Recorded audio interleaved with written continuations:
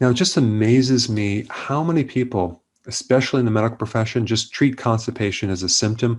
They do not look at the whole picture. They might just tell you it's just a lack of fiber, just take more fiber, Metamucil, whatever, and fiber will stimulate the colon, which will help you evacuate, and it's hydrating, so just take some fiber. That's it.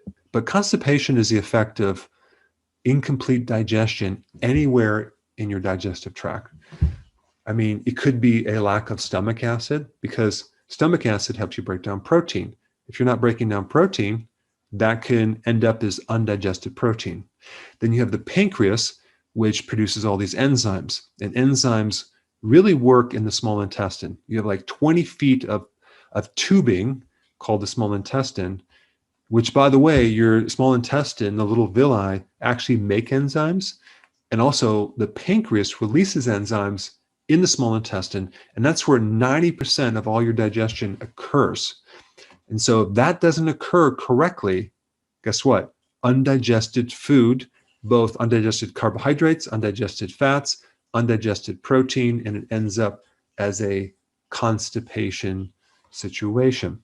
Then you have the liver that makes bile salts, and it's stored by the gallbladder, and that's released into the small intestine. And bile salts are the detergent that helps break down fat to a certain level where the enzymes in the pancreas can then take over and fully digest the fats. But the thing about bile is bile lubricates the colon.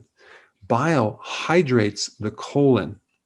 And so if you're deficient in bile, you could very easily get constipation. Now, the problem with getting too much bile is you end up with diarrhea. So you just need just the right amount, not too much, not too little. So after all this food is digested from the acid, from the enzymes, from the bile, it finally ends up into the large intestine called the colon.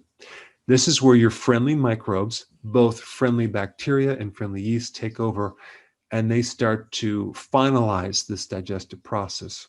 They will take things that you can't digest, like fiber, and break those down. They also help reabsorb the water as well. And so if you have constipation, it could be that you need more stomach acid, you need bile salts, you need enzymes, or you need a good probiotic. 16% of Americans have constipation, and 30% of Americans over 60 have constipation. So it's a big deal. And I really want you to take a look at the whole digestive process if you personally have constipation, rather than just one thing like adding more fiber. And so you can get a clue on the cause of constipation and what you need to do based on when it started. So let's say it started after an antibiotic. Well, guess what? You need probiotics. And by the way, anytime you're on an antibiotic, you should automatically take probiotics at the same time. Don't wait till you're done. Take it at the same time you take antibiotics. Now, let's say, for example, you develop constipation when you took an antacid. Well, then just put back the acid, betaine hydrochloride. Or let's say you started taking medications that have a side effect of constipation. Well, get with your doctor and find some alternative that doesn't have a side effect of constipation. Or let's say you had a history of eating a lot of cooked foods, a lot of processed foods, and no raw foods that have enzymes. Well, then start eating raw foods like raw vegetables. Or let's say there wasn't an actual time that it started, but you don't like vegetables. You don't consume a lot of vegetables. An average American consumes like a cup and a half of vegetables. Well, guess what? We need that fiber for our microbes to actually live off of. We also need the potassium and magnesium in those vegetables to help the pumping action of your colon.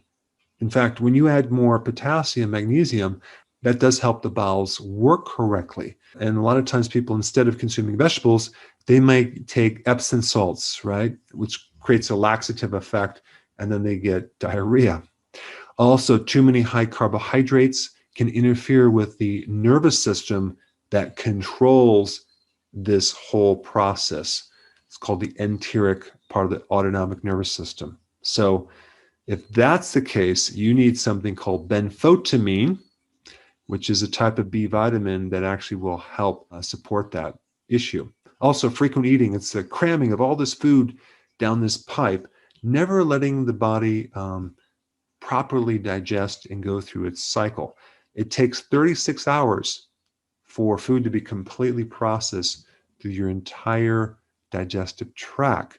So if we're eating so frequently all the time, we never get a chance for your system to really clean out. Another point is stress. Stress activates the flight or fight mechanism, which inhibits the nervous system that controls the digestion, which is called the parasympathetic nervous system. So many times you don't need to change the diet. You just need to fully relax. You need to improve the parasympathetic nervous system. And I put a link down below of how you should do that. Reducing your stress greatly improves your digestion. And so a couple other tips: fermented foods are good, increasing your veggies, increasing more fat, which will stimulate bile production. Because if you're on a low-fat diet, that can be a reason why you don't have enough bile. And if you don't have enough bile, things dry up and you get constipation. Also, lowering your carbs, I already mentioned that. And then doing intermittent fasting is very important. All right, thanks for watching.